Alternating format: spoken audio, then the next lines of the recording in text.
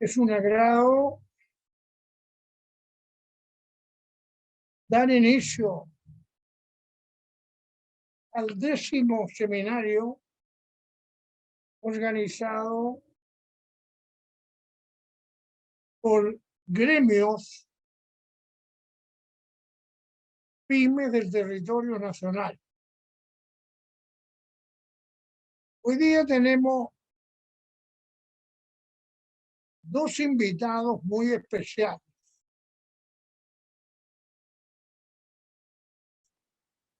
Por lo que acontece en Ucrania por el conflicto con Rusia,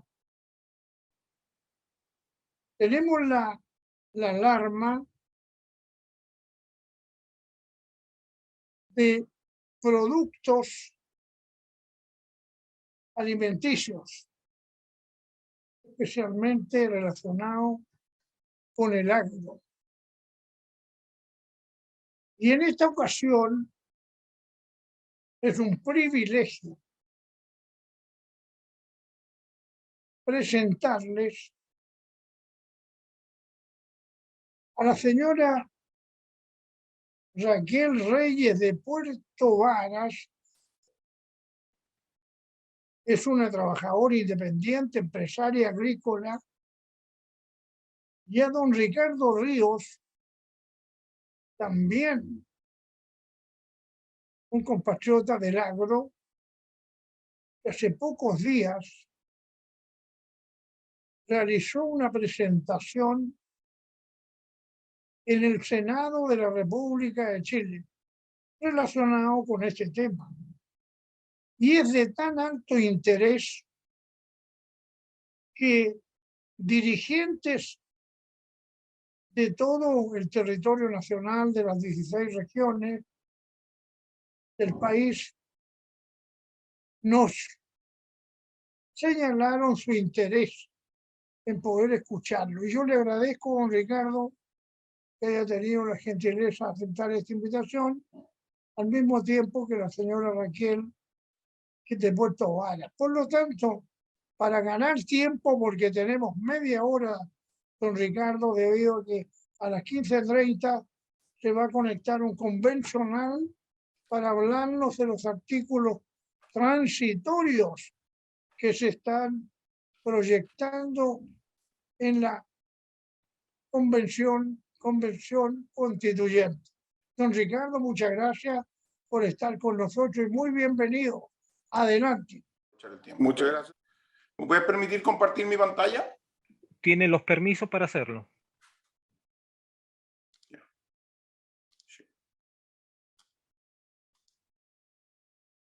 ¿Se ve mi presentación o no? Muy bien. Muy bien, ya. Bueno, les cuento.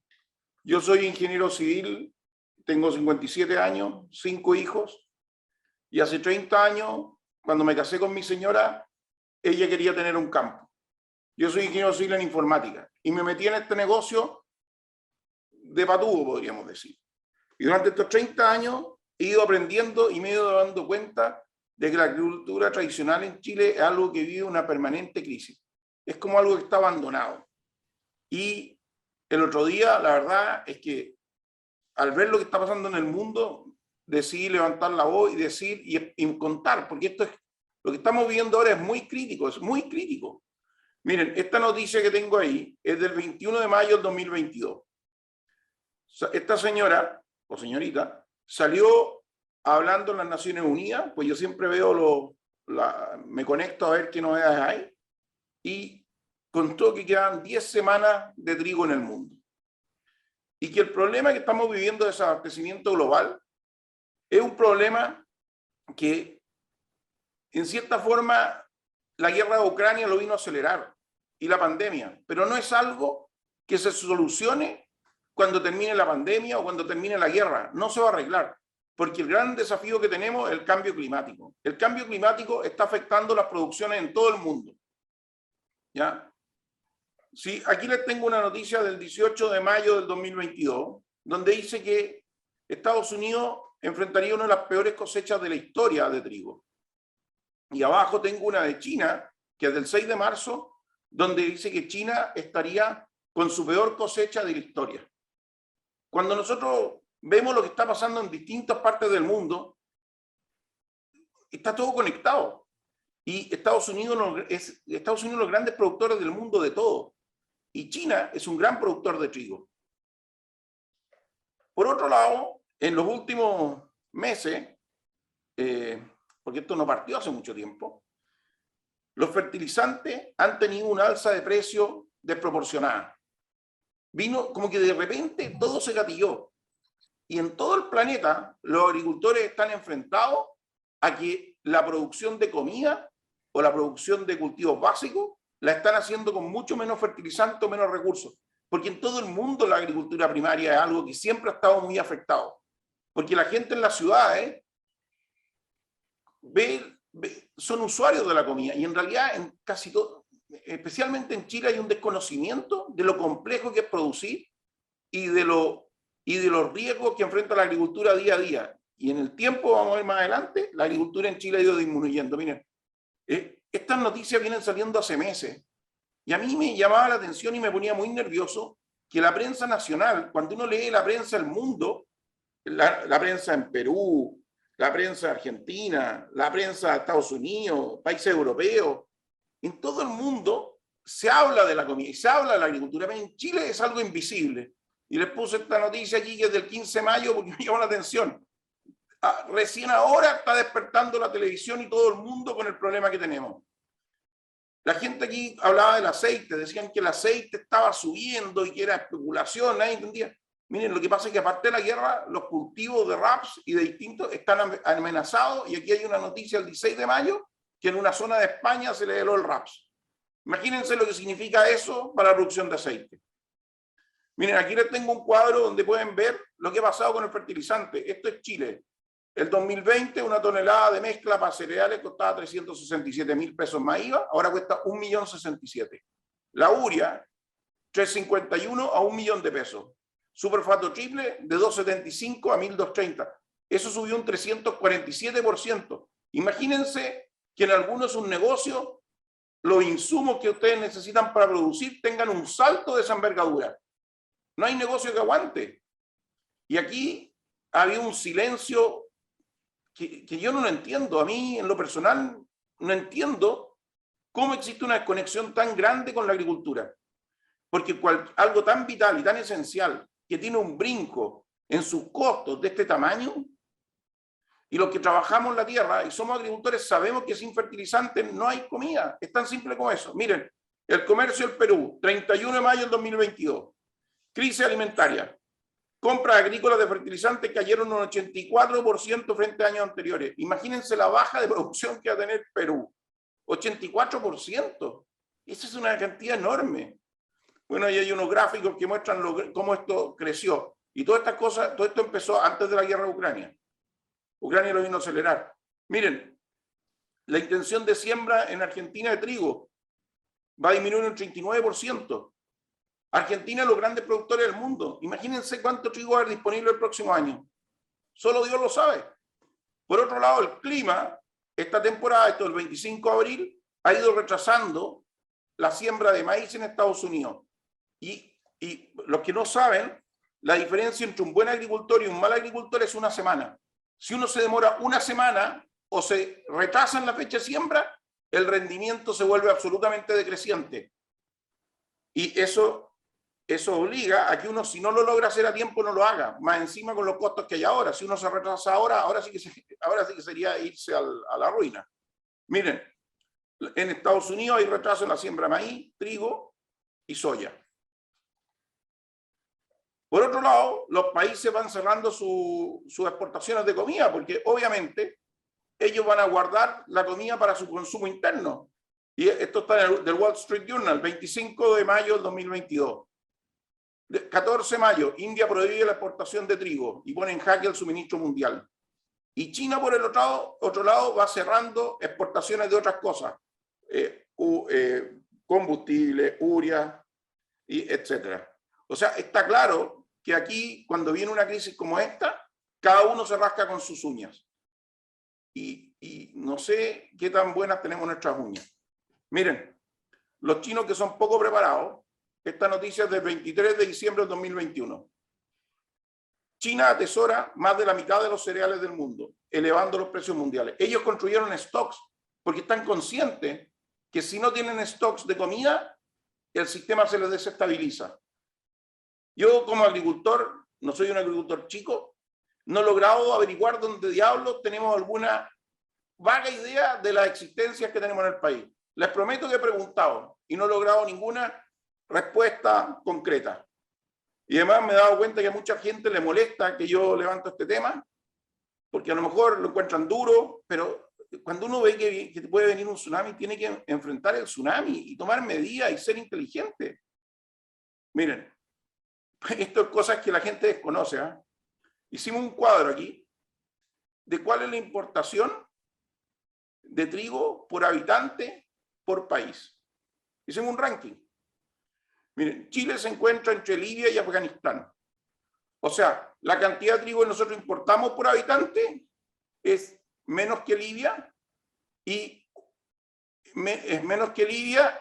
está desordenado esto, por algo está mal el ranking ahí. Pero estamos en los top, estamos en el 24.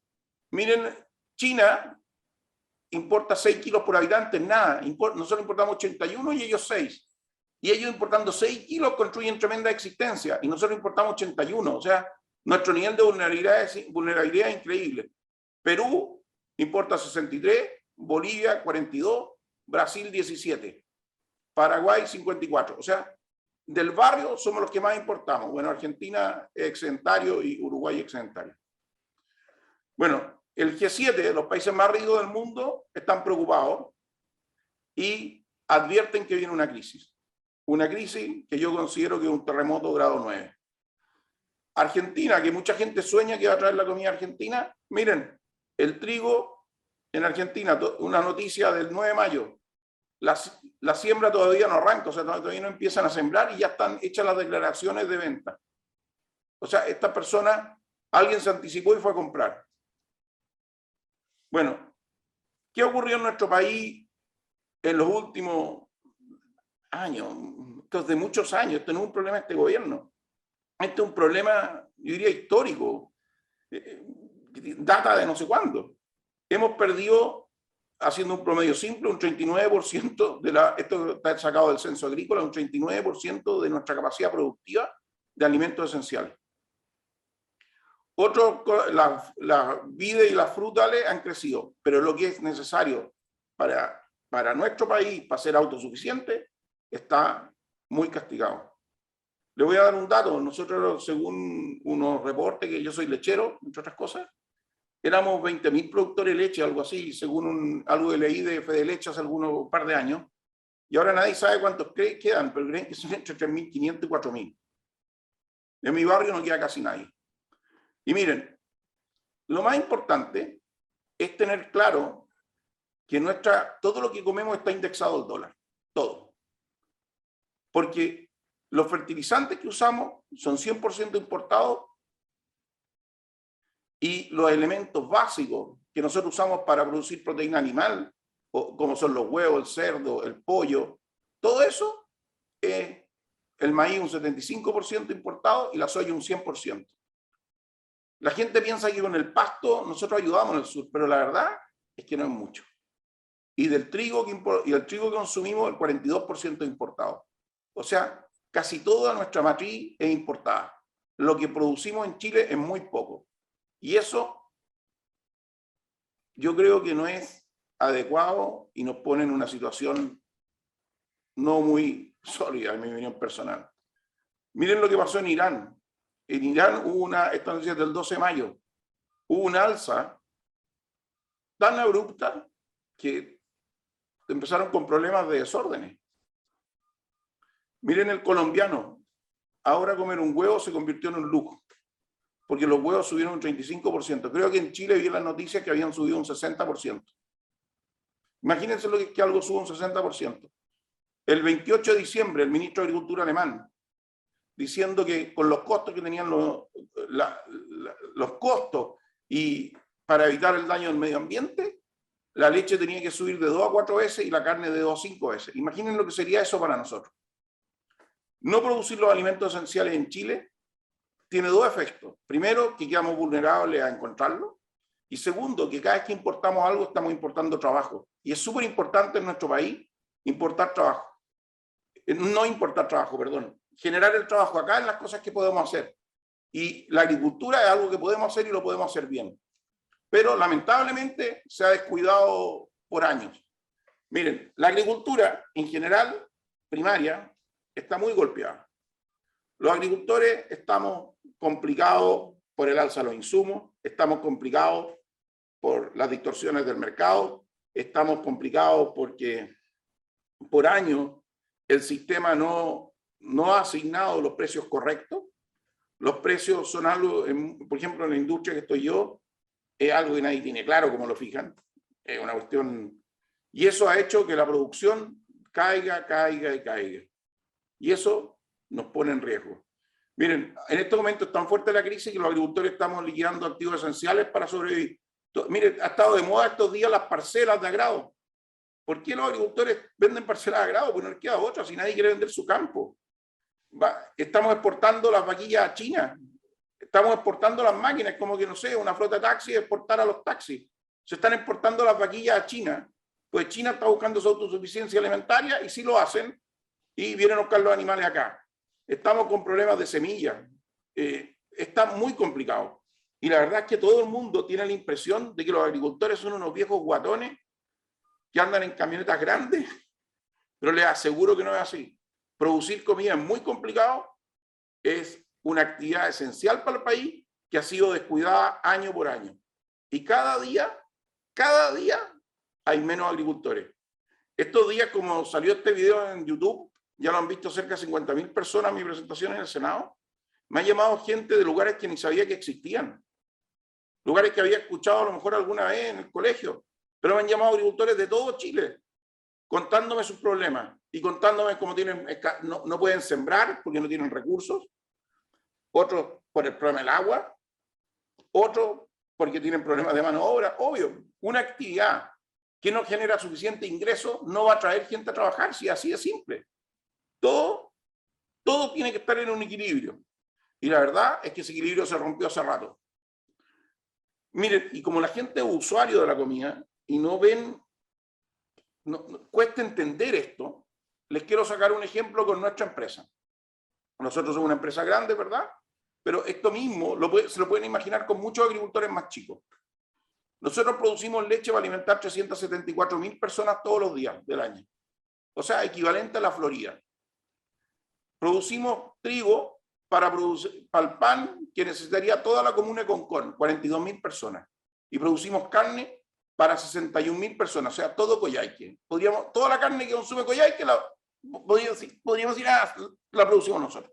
Bueno, esto mismo ocurre con todos los agricultores. Y yo les voy a contar, que para que se hagan una idea, nosotros el año pasado para sembrar y poder operar necesitábamos 2.900 millones de capital de trabajo. Este año aumentó a 4.100 por el alza de los insumos.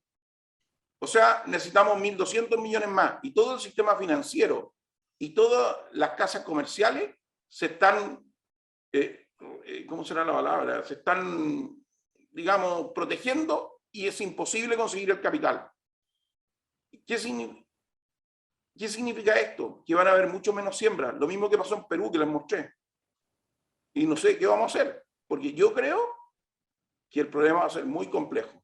Bueno, en nuestro caso particular, yo conté en la comisión del Senado que a raíz de que los bancos eran indiferentes y no apoyaban, yo vendí toda la semilla que tenía de trigo para que la ganarina, porque necesitaba efectivo. Entonces, yo solo hice desaparecer, no porque quisiera, todo el pan que consume la comuna de Concón durante el año. Imagínense eso agregado con los agricultores que están vendiendo sus animales, los más chiquititos, matando sus gallinas, la gente que no puede plantar hortalizas o sembrar hortalizas. Imagínense esto en muchos agricultores. Yo lo veo muy complicado. Y a mí me llama la atención de que no se vea si esto es simple lógica, si esto es matemática, si es muy simple. Miren, nosotros los ganaderos, los agricultores en general, los que tenemos animales, sabemos que la base de la vida, y lo tenemos pegado porque vivimos con eso día a día, nosotros todos los días estamos viendo lo que es la vida y la muerte, pues siempre estamos con problemas que se nos murió un animal, que nos atacó el puma, pero eso pasa, eso es real, o se cayó un animal a un canal. Sabemos y tenemos claro que el aire, el oxígeno es vida, el agua es vida y la comida es vida. Sabemos que si no tenemos aire, los animales se nos mueren rápidamente. Si no hay agua, se deshidratan y con suerte duran 3 días, 4 días. Y sin comida duran 20, 30 días. O sea, tenemos claro que el garantizar los alimentos es algo vital. Y yo creo que estamos ante un problema. Estamos frente a un terremoto grado 9. Toda la información que uno ve en la prensa internacional lo indica. Salió la señora de los países más ricos del mundo. La inflación en los alimentos yo creo que va a seguir aumentando. Y no veo que acá tengamos real conciencia del problema. Yo creo que todo el mundo lo ve como un problema muy lejano. Y lo entiendo, yo entiendo que lo vean como, porque hay tantos otros problemas, y como este problema no lo ha vivido mucha gente, o no lo ha experimentado. Yo he tenido la suerte de ir a África, yo he visto lo que es esto. Entonces, yo creo que si entre todos no hacemos fuerza y tratamos de generar conciencia de lo vital que es esto para la estabilidad social, política, no hipotecar las futuras generaciones, porque si una generación completa no está bien nutrida, estamos hipotecando el futuro del país. Si no hacemos todo fuerza para asegurar la comida de nuestros compatriotas, yo les aseguro que lo vamos a pasar mal. Pero, y lo otro que tienen que entender todo es que esto es contra el tiempo. Esto no es algo que las personas puedan decir, lo vamos a ver en septiembre, porque las fechas de siembra no se pueden mover. Yo no soy experto en eso, pero el trigo, escuchaba el otro día que tienen hasta como el 30 de junio, creo, una cosa así, para sembrar en esta zona, porque lo otro es que los trigos primaverales ya a uno les tiene mucho miedo, porque si siembra tarde y no llueve, sonó. Y como más encima estamos enfrentados a las sequías que son recurrentes, uno está obligado a hacer todo para el invierno. Entonces, bueno, yo creo que estamos ante un problema, un desafío. Todos los desafíos se pueden superar si es que uno trabaja con conciencia del problema, con esfuerzo y sobre todo colaborando uno con otro y no escondiéndose del problema. Bueno, esto era, don Rafael, lo que tenía preparado. Espero haber sido lo suficientemente claro. Hola, don Rafael, un gusto de poder participar de esta reunión virtual. Bueno, los agricultores estamos también expuestos a estos desafíos. Antes de poder iniciar la reunión, se me cayó el sistema de internet y tuve que correr a reiniciar todo. Y frente a esos desafíos también nos vemos expuestos nosotros como agricultores a la conectividad, de repente hasta para hacer una factura o una guía de despacho tenemos problemas. Ni le cuento para meternos al sistema CIPEC del SAC, eso es horrible, he estado 3, 4 días intentando hacer una guía de libre tránsito.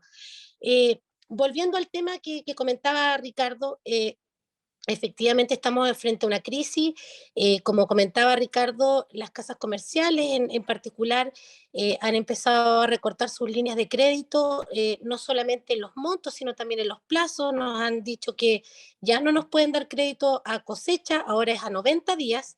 Imagínense lo que para nosotros significa 90 días, o sea, yo todavía no siembro el trigo, tengo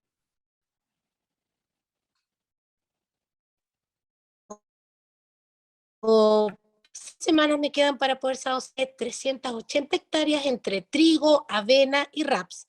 Y este año me tuve que bajar a 230. En este momento solamente tengo sembrado raps, que son 110 hectáreas. Me bajé también ahí casi 40 hectáreas. Y esa es la situación, don Rafael, que estamos viviendo todos los agricultores. Y lo complicado de esto es que estamos en una situación donde estamos paralizados. Hay miedo a las casas comerciales, hay miedo a los bancos. Entonces, es una situación muy complicada. Yo estuve en una reunión con el ministro el día lunes, con otras 3 personas más que también pertenecen al rubro agrícola, y la respuesta de ellos es poder acceder al crédito Chile Siembra, pero no es una solución que nosotros vemos a largo plazo. Para poder lograr seguridad alimentaria se necesita trabajar en políticas mucho más concretas y más robustas para que podamos llegar a eso y no tener que estar dependiendo de las importaciones. Chile hoy produce el 40% de sus alimentos y el 60% lo importa. O sea, solamente como ejemplo, el 95% del aceite que se consume en Chile proviene de Argentina. El año pasado, por ejemplo, en la industria del raps se sembraron 48.000 hectáreas, de las cuales el 5%, con el 5% de eso se produjo aceite para consumo humano, que digamos que fue para venta local. Entonces, cuando nos enfrentamos a ese tipo de situaciones, es súper complicado porque vemos también que todos los países están bloqueando sus exportaciones y nos encontramos ante la encrucijada de que cuando esos países tengan que vender, primero van a asegurar el alimento de su nación y después lo que quede, si es que queda algo, lo van a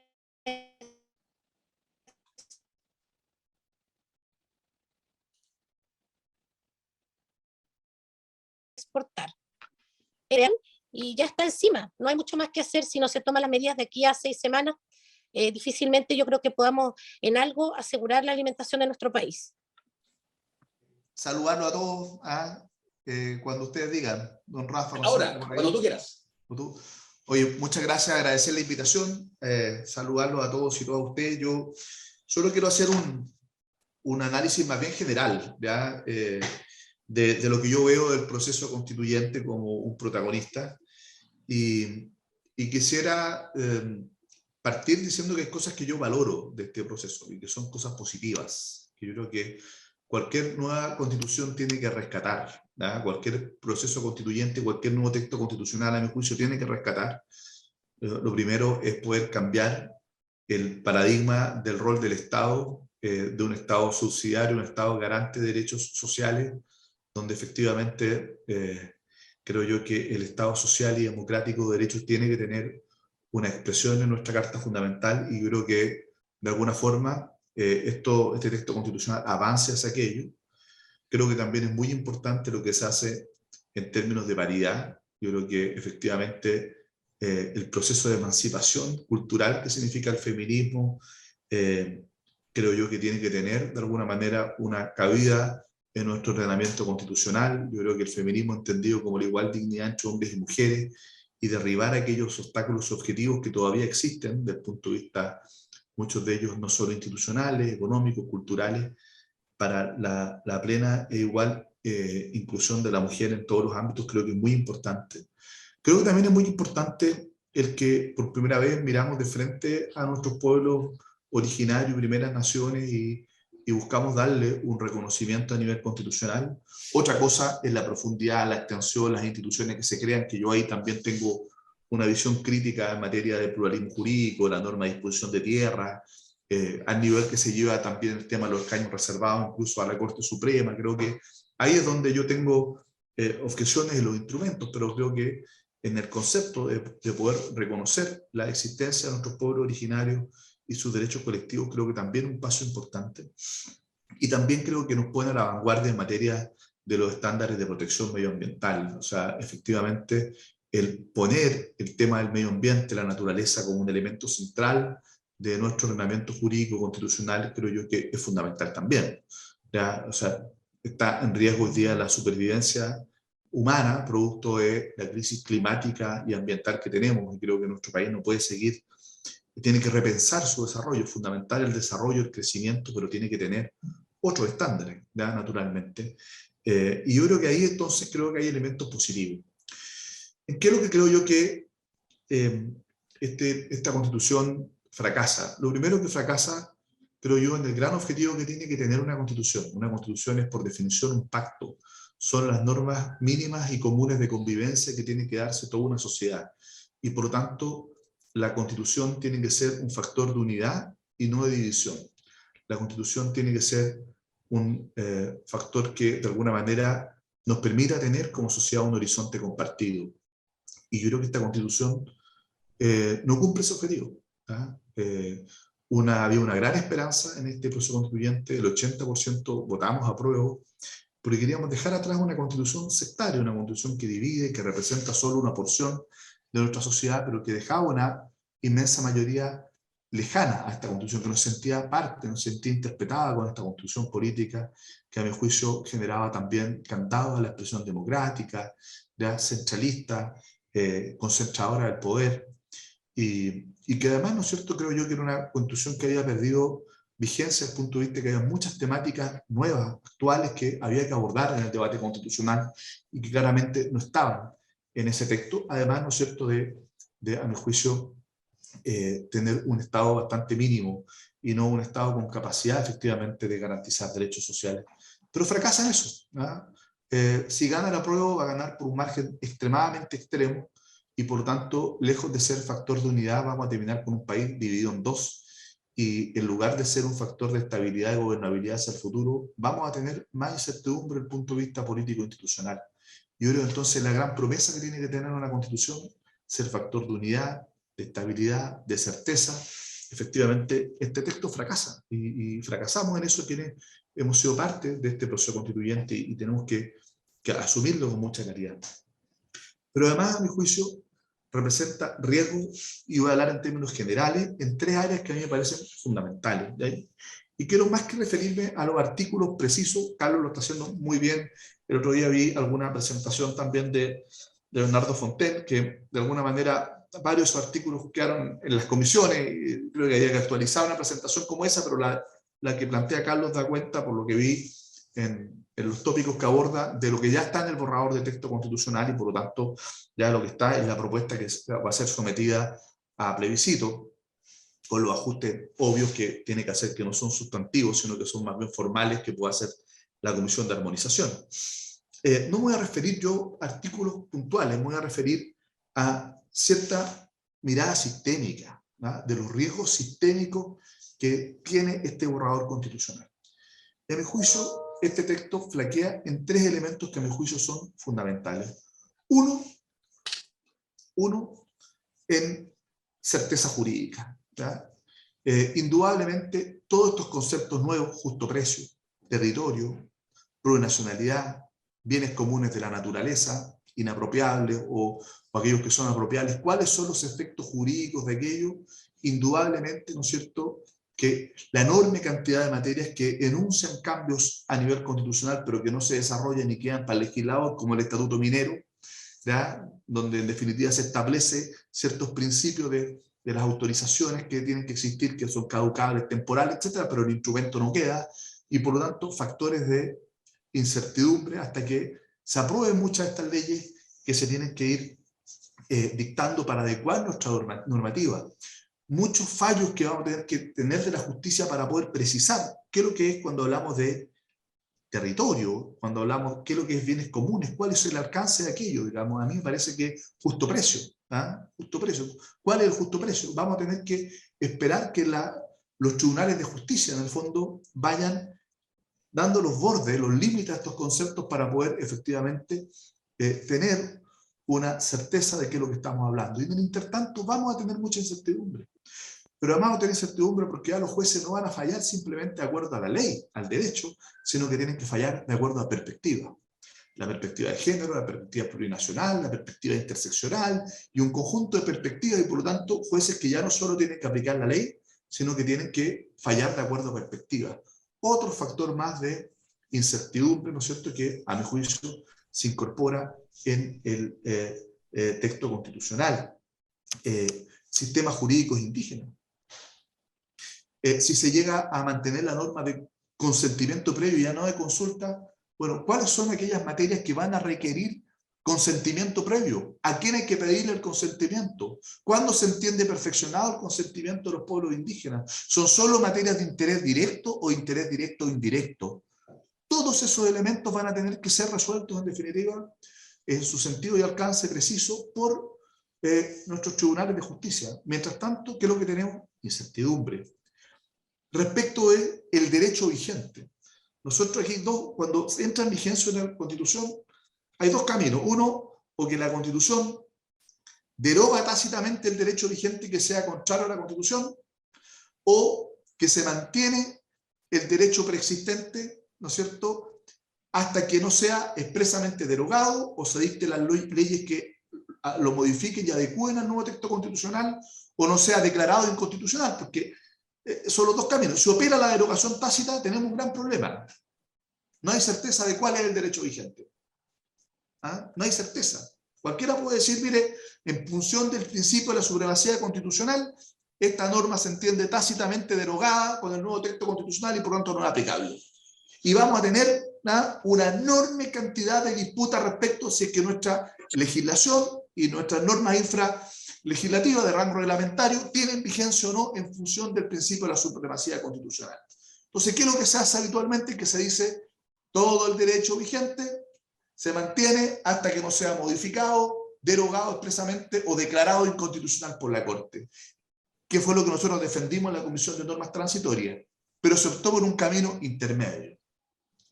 ¿Y cuál es ese camino intermedio? Se dice, la normativa previa se entiende vigente, ¿ya?, hasta que no sea expresamente derogada, modificada o declarada inconstitucional, siempre que sea de aquella indispensable para el funcionamiento del Estado y sus servicios y asegurar los derechos fundamentales.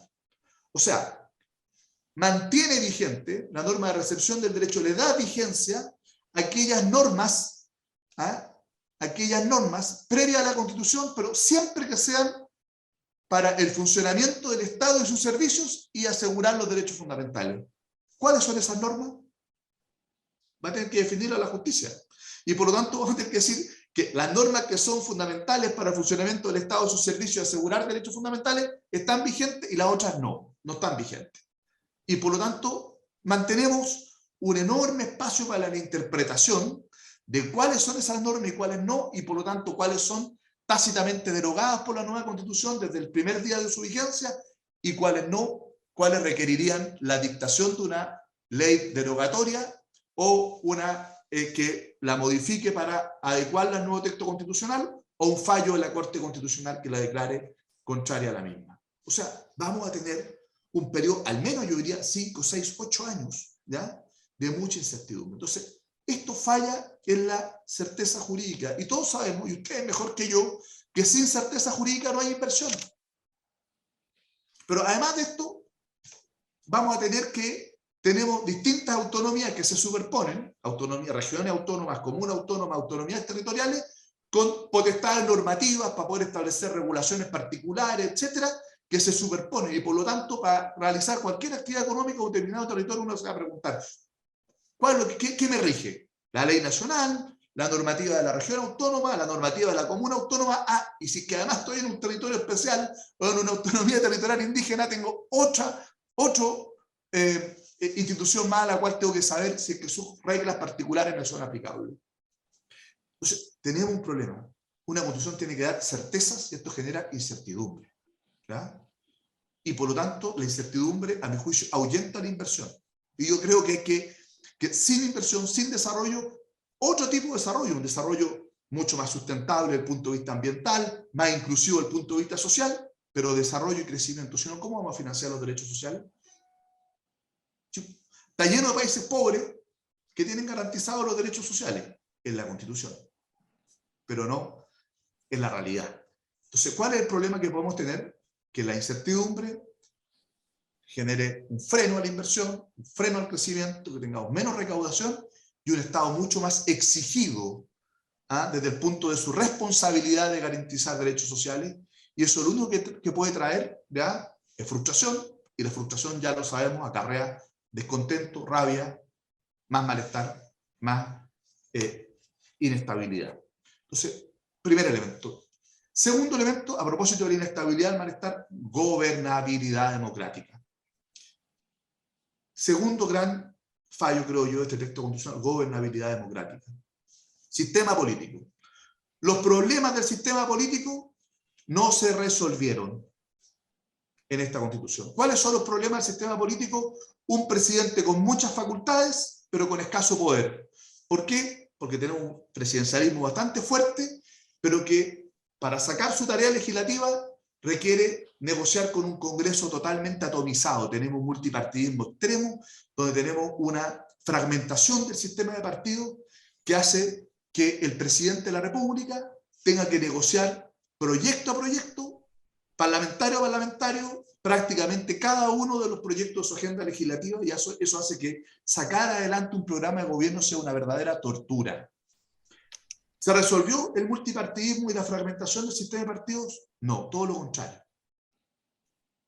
Hay incentivos, ya no hay partidos, hay organizaciones políticas, por lo tanto podríamos tener organizaciones sociales, políticas, no hay umbrales y por lo tanto podríamos tener una mayor fragmentación del sistema de partidos, mayores problemas de gobernabilidad.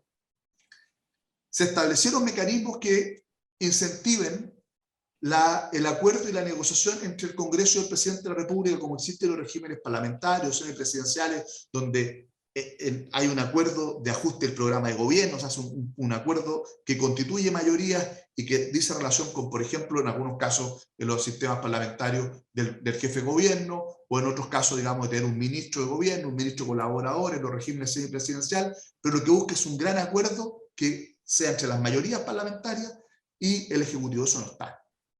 No hay ningún incentivo a la colaboración. Por el contrario, se termina las materias de iniciativa exclusiva del Presidente de la República. Hoy día se llaman, que son menos materias que las que tiene la actual Constitución, de concurrencia necesaria del Presidente de la República. ¿Qué significa eso? Que el Congreso de los Diputados y Diputadas, va a poder presentar proyectos sobre estas materias y va a haber un plazo de 30 días para que el Presidente diga si lo firma o no lo firma. Si lo firma, continúa su tramitación, o si no, se estanca. Y hay una materia en la que ustedes comprenderán que es extremadamente peligroso, en que existe esta herramienta, que es aquello que significa en gasto directo, proyectos de ley que involucren gasto directo. Porque ¿qué es lo que vamos a tener? A parlamentarios que van a presentar proyectos que van a ser admisibles, que van a iniciar su tramitación, que irroguen gastos que probablemente van a ser muy populares ante la ciudadanía, y se lo van a dejar ahí 30 días al Presidente de la República para que asuma el costo de no firmarlo, de no patrocinarlo, y por lo tanto vamos a tener un Presidente de la República sometido al chantaje, a la extorsión permanente, ¿no es cierto?, de grupos parlamentarios que van a presentar proyectos que pueden ser muy populares, que irroguen importantes gastos, ¿no es cierto?, y que el Presidente de la República tiene que pagar el costo de no firmar. O sea, presidente con teóricamente más facultades, pero ya no solo que no va a tener ninguna herramienta que le permita tener mecanismos de acuerdo y colaboración con el Congreso, sino que vamos a tener congresos que van a ser mayoritariamente oposiciones, dispersas, diversas, con caciques locales, con multipartidismo, sino que además, ¿no es cierto?, con esta herramienta de extorsión permanente al Presidente de la República. Es decir, factor de inestabilidad permanente en lo que es el corazón de una Constitución, la sala de máquinas, que es el sistema político. ¿Ya? Entonces a mí me parece que ahí es preocupante. Y además, este mismo presidente que va a estar demandado para que garantice derechos sociales, probablemente con problemas económicos durante un buen tiempo, con la incertidumbre que esto va a generar, ¿no es cierto? Y con un Estado desmembrado en autonomía, en regiones que se van a mandar solas, comunas que se van a mandar solas, vamos a tener un problema de gobernabilidad muy importante. Entonces, ¿qué es lo que yo veo? Flaquea la gobernabilidad democrática, el funcionamiento del sistema político, el funcionamiento del Estado, ¿no es cierto?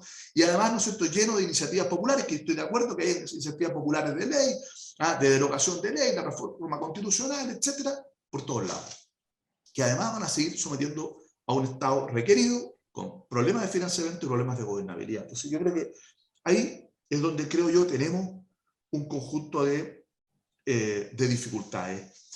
Y finalmente, yo creo que esto indudablemente falla en algo que quizás es el principal problema que tenemos y que yo creo que lo estamos viviendo, pero algunos creen que es un problema de la Araucanía o la macrozona sur, otros dicen el tema de los migrantes, no, pero la gente del norte, otros dicen, pero bueno, no, si el narcotráfico de algunos barrios, digamos, de la zona poniente y sur de Santiago. Bueno, y después empezamos a ver lo que pasa con la violencia en la vía pública, ¿no? Que el problema parece que es solo en Plaza Italia y sus alrededores, ¿ya? Oye, y el tema de la violencia en los colegios, ¿no? Pero está el INBA y el Instituto Nacional nomás. Y bueno, y se suma el tema del comercio ambulante en MEIS, y empezamos a ver que estamos llenos de focos de violencia vinculada al crimen organizado, ¿ya?, en distintos lugares, en distintos territorios, y nos están ganando la batalla. ¿ya? Y tenemos que estas bandas están cada vez más armadas, más organizadas, que la última oleada de migración venezolana no tiene nada que ver con las primeras, y tenemos acá bandas tremendamente peligrosas, que la banda, que ya no solo el Tren de Aragua, el Tren del Valle, la banda del Petache, la banda del Coqui, el Cartel de los Soles, más bandas colombianas, mexicana. ¿Y qué le conviene al crimen organizado a estas bandas? La desestabilización política, pues. Si así es como ellos se fortalecen, ¿ya? El debilitamiento del Estado. Eso es lo que buscan, ¿ya? Y tenemos entonces que en la Araucanía lo que era un tema político derivó en un tema de orden público y hoy día en un tema de crimen organizado, ¿ya? Vinculado al robo de madera, al narcotráfico, al abigeato, a la extorsión, al cobro del peaje revolucionario, y en el norte narcotráfico, trata de personas, ¿no es cierto?, a inmigración ilegal, y así suma y sigue. Tenemos una amenaza real que atenta contra el Estado de Derecho y contra la democracia, ¿ya? Que es la violencia organizada. ¿Y qué es lo que hace esta Constitución al respecto?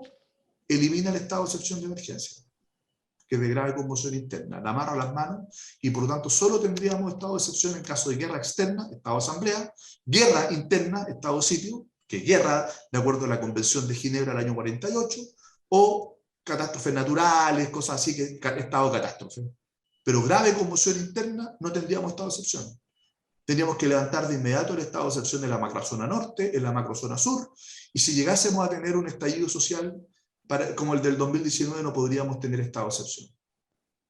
Pero además sacamos las policías a carabineros, no los mencionamos en la Constitución, ni siquiera se menciona, se habla de policías no militares, ¿ya? Es una señal de debilitamiento a nuestro juicio. La Armada, por ejemplo, la Directemar, un país con la costa que tenemos, y resulta que la Armada no va a poder tener policía marítima a través de la Directemar, porque solo tienen que hacer defensa externa, y por lo tanto, ¿quién va a controlar la pesca ilegal?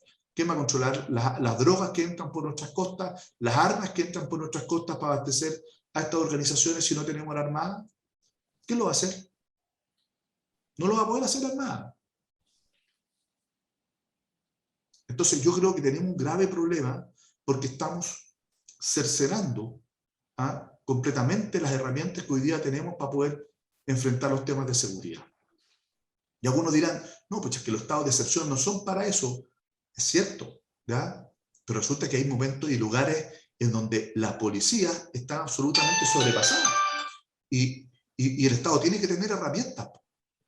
Tiene que tener herramientas.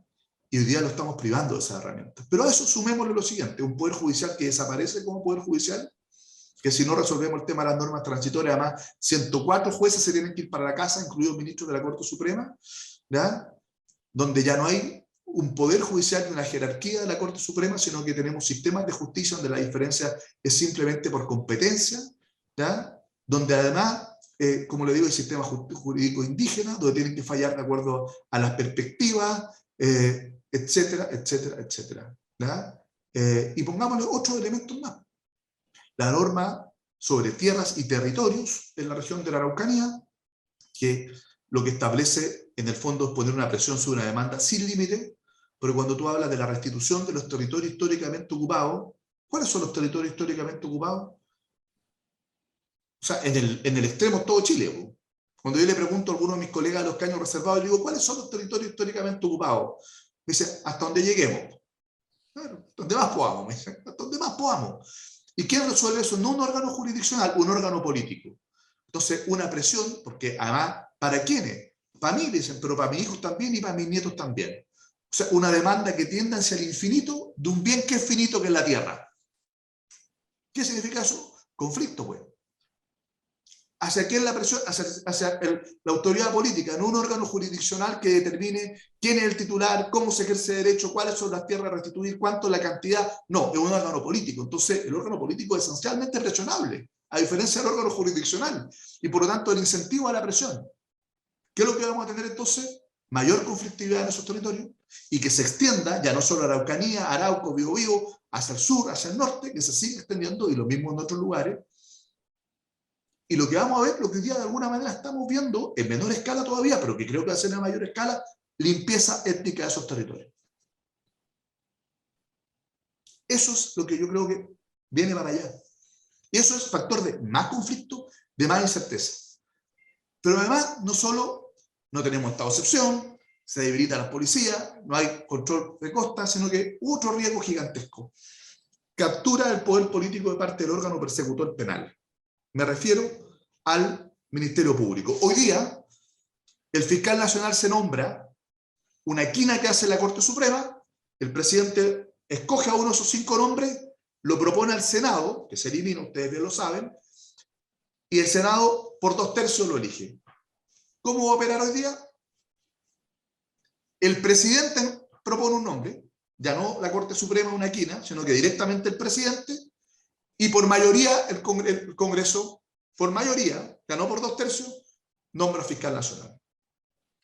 O sea, un presidente de la República con un Congreso más o menos ad hoc, o con una pequeña, puede tener un fiscal nacional que dirige el órgano persecutor penal de su gusto. No que tenga que darle garantías transversales a todo el mundo. El riesgo de captura del órgano persecutor penal por el poder político gigantesco. ¿Y cómo se nombran los fiscales regionales?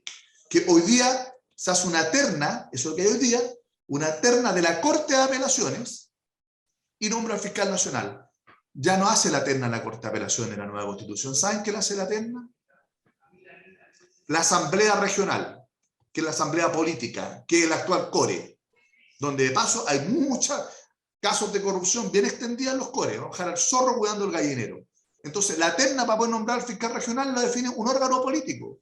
Entonces, a nivel regional, vamos a tener también una captura de la máxima autoridad regional del órgano persecutor penal por manos del poder político.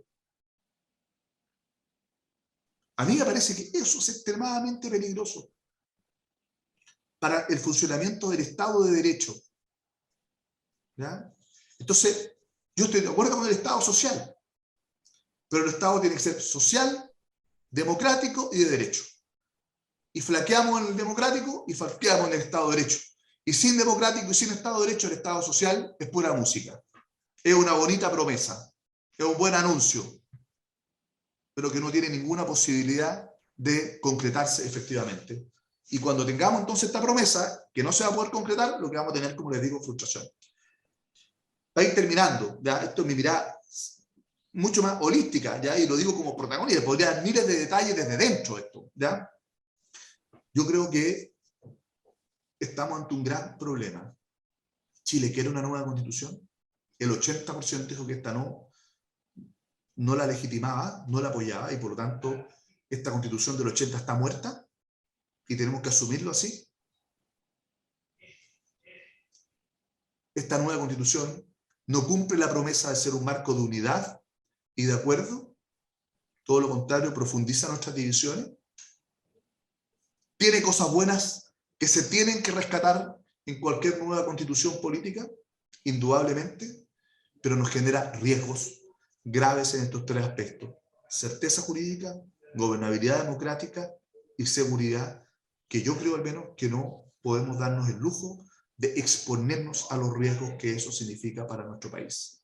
Y por lo tanto, yo creo que aquí tenemos la responsabilidad, todos, los actores políticos, pero también los actores económicos, sociales, de opinión pública, de construir un camino distinto, que nos lleve a una nueva constitución, pero una buena nueva constitución, a una constitución que realmente nos cohesione como sociedad, nos actualice desde el punto de vista de las temáticas que debemos abordar en un texto constitucional, fortalezca, profundice y modernice nuestra democracia, no la debilite, que fortalezca nuestro Estado de Derecho y nuestras instituciones, que nos dé seguridad y certeza jurídica, y que nos permita realmente generar las condiciones no solo para garantizar los derechos sociales en el texto constitucional, sino que efectivamente a través de la inclusión social garantizarlos para que la puedan ejercer y gozar todos nuestros compatriotas.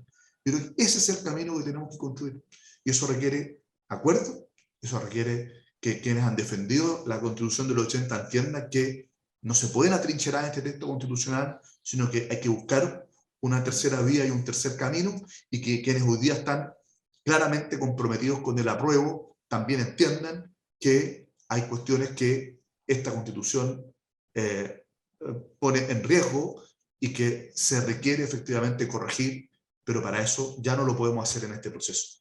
¿Ah?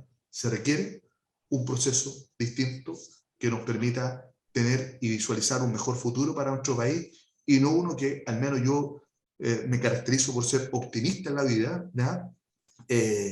Pero sinceramente creo que lo que veo para mi país es muy preocupante.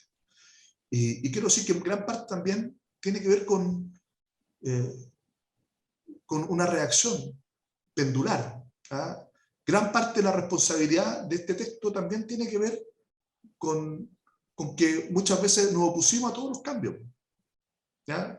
Cada vez que quisimos mejorar la contribución de la gran minería del cobre con el royalty, no, sacaba la minería. Cada vez que se quisieron aumentar los estándares ambientales, no, sacaba la inversión en nuestro país. ¿Ah? Cuando se hizo hacer una reforma previsional, ¿ah?, con mayor seguridad social como Bachelet, un portazo, ¿no?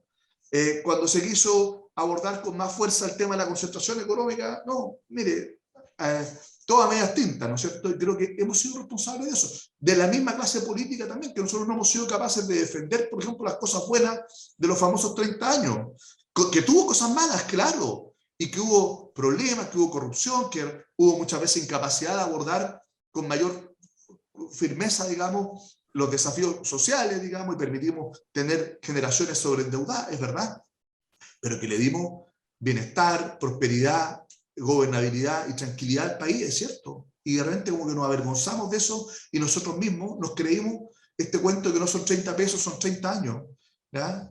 Y parece que éramos lo peor del mundo, y entonces algunos se aprovecharon y sacaron la tesis del desalojo de esos 30 años, y después los otros no son 30 pesos, son 30 años. Y los que sacaron la tesis del desalojo, bueno, todos saben lo que pasó con su gobierno, cómo terminó, ¿ya? Y este gobierno, bueno, ha demostrado en estos 2 meses de que ha tenido una tremenda impericia, de que se puede ganar con romanticismo y con eslogan, pero se tiene que gobernar con realismo, ¿ya? Y con capacidad política y con propuestas que sean sustentables.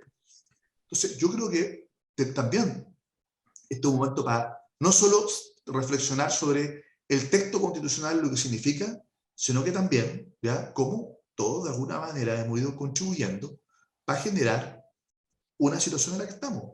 Y también los medios de comunicación. Yo un día lo dije, mire, en la elección del plebiscito, perdón, de los convencionales, y nosotros mismos dijimos, no, hay que mejorar los independientes, porque tienen que ser independientes, porque si no la ciudadanía no le va a dar ninguna legitimidad, y todos los medios de comunicación y todo el mundo empezó a decir que quiere votar por independientes, que no a los partidos, que poco menos que todos los que estábamos en los partidos éramos lo peor de nuestra sociedad, una élite privilegiada de corruptos, y que los independientes tenían el monopolio de la virtud, y ganó la lista del pueblo. ¿Ah? Arrasó las elecciones. Con el pelado Bade, que después tuvieron un candidato presidencial con firma en un notario muerto, y todo lo que conocemos.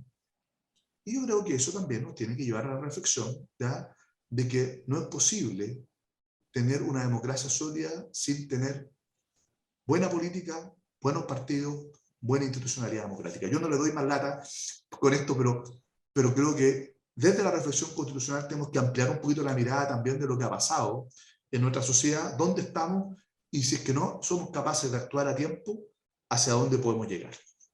Efectivamente hubo muchos cambios en esta Constitución, pero se mantuvieron ciertas cosas que a mi juicio permitieron que se acumulara una tensión que generó este péndulo en el que estamos hoy día.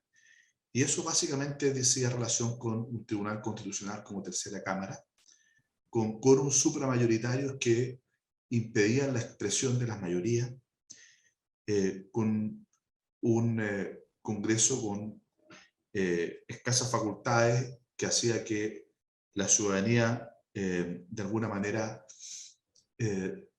sintiera una desafección respecto de las instituciones de la democracia, de tal manera que el Congreso era es una de las instituciones con menos prestigio y valoración por parte de la ciudadanía, y eso hace que tengamos una democracia débil, tanto así que cuando ocurrió el estallido social, las instituciones, y no solo un problema de las instituciones políticas, también estamos en una crisis institucional en el país, ¿ya? Uno ve lo que pasa en la iglesia, lo que pasa en las Fuerzas Armadas, etcétera, ¿no es cierto?, el Poder Judicial, tenemos un problema de crisis institucional y yo creo que el proceso constituyente lo que permitió es canalizar efectivamente esta crisis.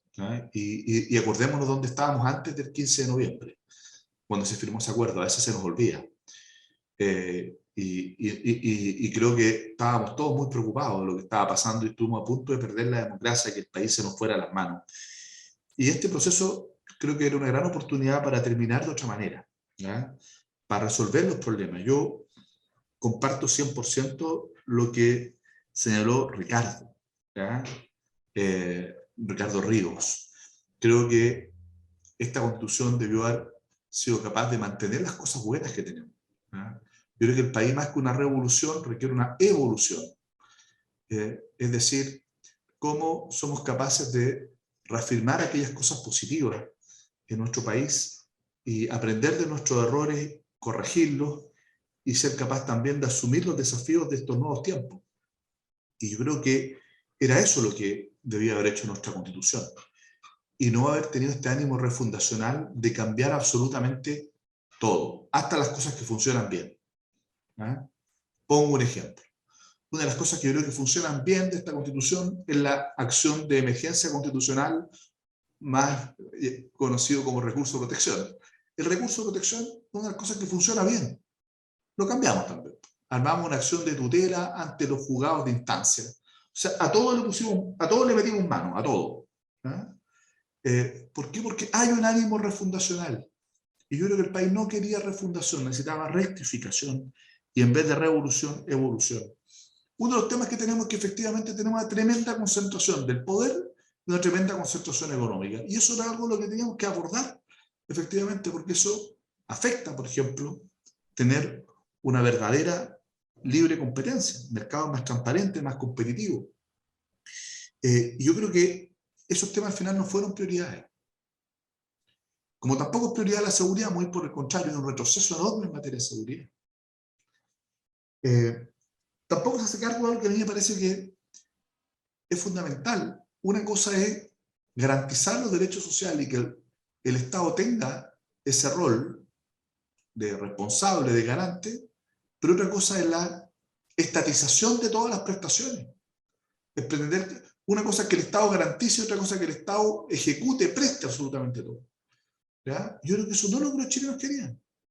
Los chilenos quieren tener derechos sociales garantizados, pero también quieren tener la posibilidad de poder elegir en materia de salud, por ejemplo, en materia de previsión, de educación, etc. Con mayor libertad, no con menos libertad, con mayor justicia, con mayor igualdad de oportunidades, pero también con mayor libertad.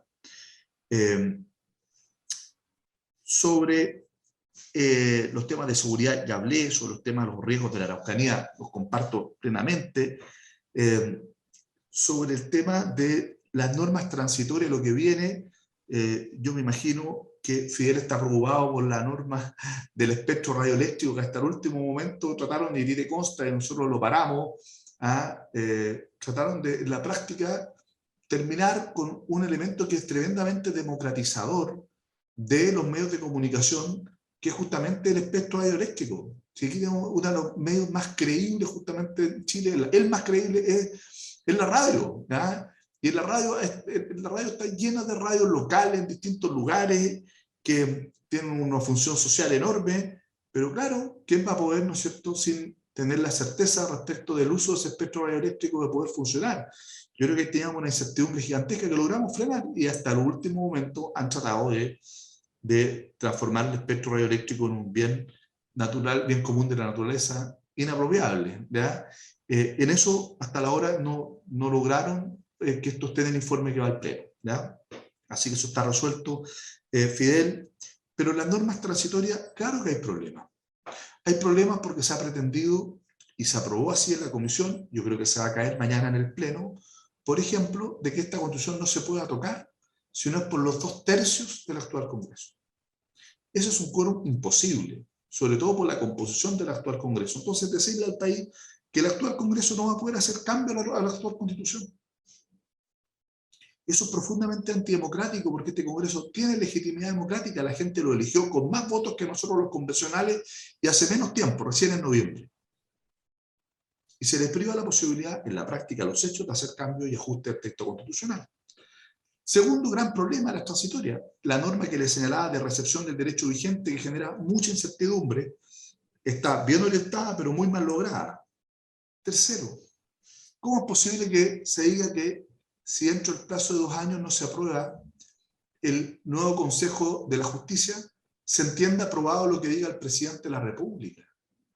Es decir, el proyecto del presidente de la República rige y no la ley, porque si es que dentro de un plazo de 2 años apenas el Congreso no dicta la ley, y le dan una enorme cantidad de leyes que dictaron en ese tiempo, más todas las que anunció hoy día el presidente Boric, y resulta que rige el proyecto que presenta el presidente de la República y se salta completamente al Congreso. Tercer problema, que yo espero que también las leyes electorales también se le pone paso al Congreso si no se le dan atribución al CERVEL para que dicte leyes electorales. Se le da atribución al CERVEL, una cosa increíble, bastante insólita. Además, ¿no es cierto?, de que no está resuelto este tema de los jueces, donde 104 jueces, incluyendo ministros de la Corte Suprema, tendrían que dejar al primer día de entrada en vigencia de la nueva Constitución sus cargos. 104 jueces, con lo que cuesta no solo formar la experiencia de los jueces. Entonces, yo creo que las normas transitorias, hay varias que traen bastantes dificultades que yo espero que seamos capaces de rechazarlas y que se puedan aprobar en un segundo informe. Logramos evitar que revivieran en este camino al menos normas que ya habían sido rechazadas, como lo del espectro radioeléctrico, la nacionalización del cobre y un montón de otras cosas más que logramos rechazar. Pero traen problemas las normas transitorias y van a generar mucha incertidumbre. La norma del agua, por ejemplo, es muy compleja, porque desde el día 1 el agua va a ser un bien incomerciable. Y yo me pregunto cómo, cuando la gente va a vender un campo, va a vender el campo y no va a poder vender el agua que lo riega. O hay empresas sanitarias que, por ejemplo, Aguas Andinas, el 40% del agua que utiliza en determinada época del año es arrendada. Pero si el agua está fuera del comercio, ¿cómo la va a poder arrendar? Bueno, Antofagasta, donde entiendo que el 100% del agua es desalada, y la desala una minera. Y se la vende agua a Antofagasta. Pero si está fuera del comercio, ¿cómo lo va a poder hacer? O sea, efectivamente aquí estamos ante hartos problemas. Yo creo que, porque hay un elemento común, y con eso termino con la primera pregunta que me hizo don Rafael. ¿Cómo 2/3 lograron aprobar semejantes barbaridades? Y eso tiene que ver por varias cosas. Primero, porque el gobierno no tuvo ninguna capacidad o ninguna intención o ninguna de las dos cosas de realmente conducir, aportar en este proceso hacia algo razonable. Y terminaron sucumbiendo ante los activismos radicales que se generaron y que llevaron la bandera en la discusión constitucional.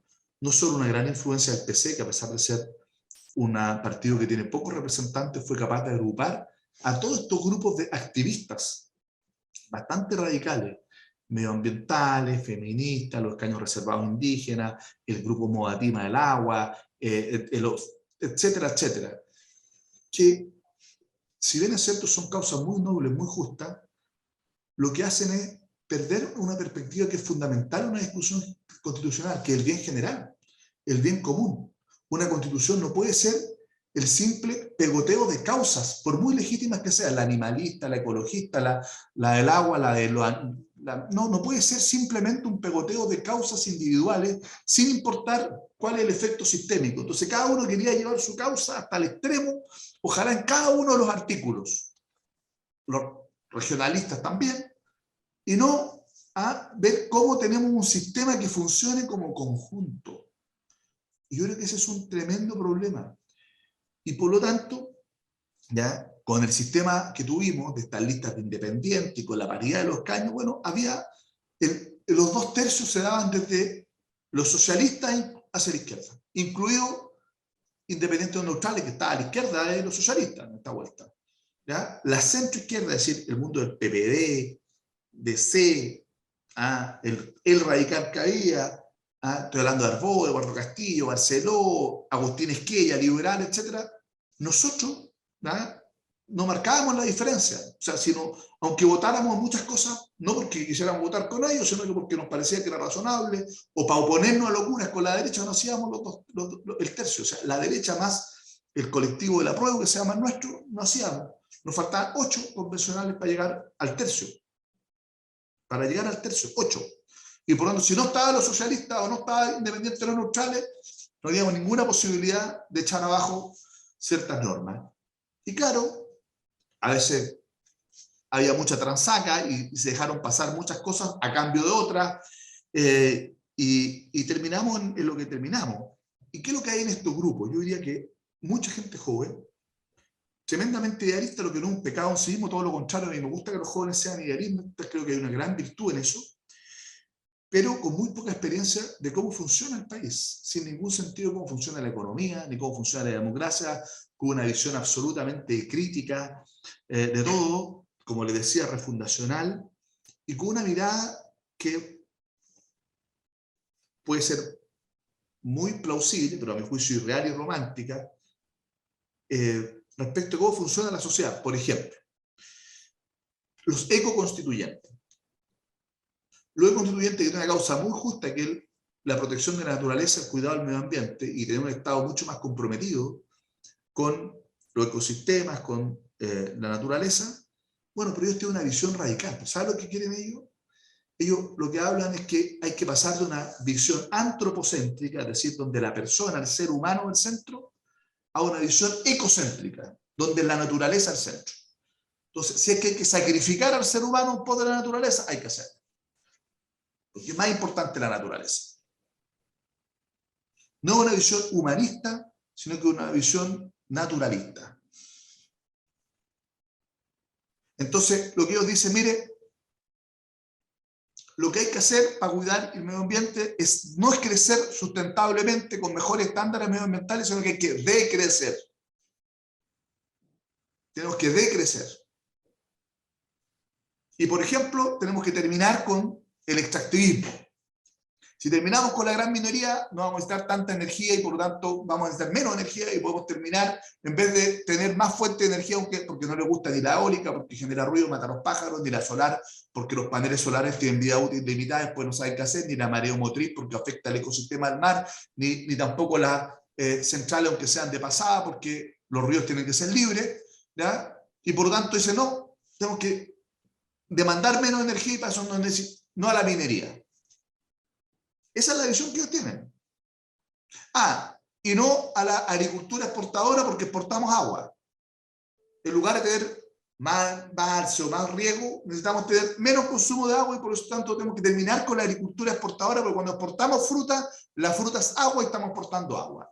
Esa es su argumentación. Entonces, ¿qué es lo que nos dicen? Soberanía alimentaria, es decir, volver a una lógica prácticamente del autoconsumo.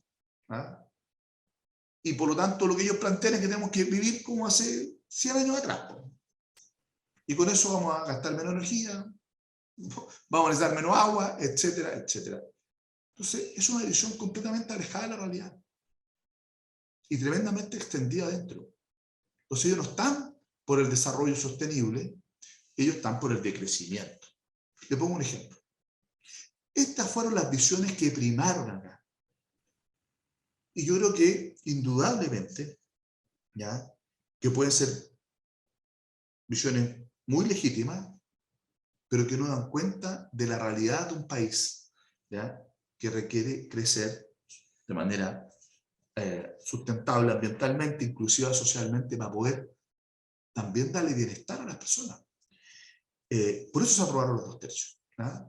Porque la composición de la convención es una fotografía de una coyuntura particular del país, donde mucha gente votó sin ni siquiera saber qué pensaba por lo que estaban votando, movilizado justamente porque quería dar algunas señales en función de estas nuevas temáticas, pero terminó construyendo una mayoría de 2 tercios que, a mi juicio,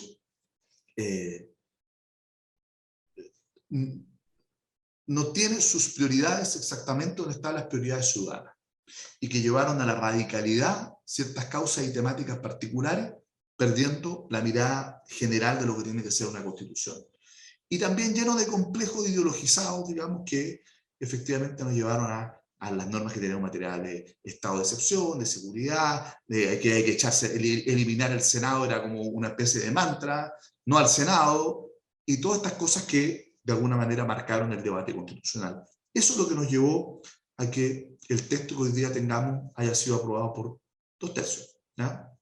Por 2/3. Y como te digo, una cuestión de una reacción más bien pendular a ciertas cosas que dejamos de hacer. 11 años se demoró el Código de Agua en salir del Congreso porque hubo una oposición sistemática de cierto sector que no quería cambios. Yo me pregunto si este Código de Agua hubiese estado vigente hace 5 años atrás, le aseguro que hoy día no tendríamos, ¿ya?, las normas de agua que son irracionales que están en el texto constitucional. Pero claro, pues llegamos tarde con la modificación del Código de Agua que era necesaria. Llegamos tarde, porque hubo un bloqueo permanente. Entonces, por eso que se requiere cambiar la Constitución que hoy día tenemos vigente, porque permite que minorías bloqueen cambios que el país requiera. Y la democracia tiene que expresarse, no tiene que protegerse. La democracia tiene que cuidar, que es distinto de proteger, ¿verdad? Tiene que expresarse, tiene que fortalecerse, modernizarse. Por eso que yo creo que necesitamos una nueva Constitución, pero claramente no la que está proponiendo la Convención Constitucional. Yo les pido que esto no lo digan públicamente, yo en su momento lo voy a dar a conocer, voy a fijar una posición públicamente, hasta la hora con harto costo personal, interno. Ustedes han visto que yo he levantado la voz para denunciar aquellas cosas que nos parecen graves dentro del debate constitucional. Lo hemos hecho sin complejo. Obviamente que no ha sido fácil por distintas razones y porque uno mismo ha sido protagonista de esto. Yo firmé el acuerdo del 15 de noviembre, la primera firma que está ahí. He trabajado intensamente en este proceso. Fui candidato siendo presidente del partido porque entendía la importancia de este proceso y porque tenía mucha expectativa de que podríamos haber aprovechado esta oportunidad histórica que teníamos en el país y nos farreamos esta oportunidad. Y a mí obviamente me hubiese gustado ser protagonista de un proceso exitoso y no de un proceso que en definitiva puede terminar fracasando y probablemente, como les digo, yo voy a llamar a que este texto no se apruebe y que podamos tener una tercera vía que tenemos que construir, y para eso tenemos que generar, digamos, todos los acuerdos políticos, y ustedes también nos pueden ayudar a eso, ¿verdad? Nos pueden ayudar a eso para construir un camino de salida. Yo todavía tengo fe en nuestro país, en lo que podamos hacer, ¿verdad?, en cómo lo podemos sacar adelante, en que las tremendas oportunidades que tenemos por delante las aprovechemos y que no caigamos en la tentación, ¿no es cierto?, de por este ánimo refundacional exponer todo lo que hemos logrado y que al final podamos terminar perdiendo nuestra democracia, perdiendo la oportunidad de alcanzar el desarrollo, y en lugar de darle más bienestar a las futuras generaciones le dejemos un país más dividido, más inseguro, más inestable y más pobre.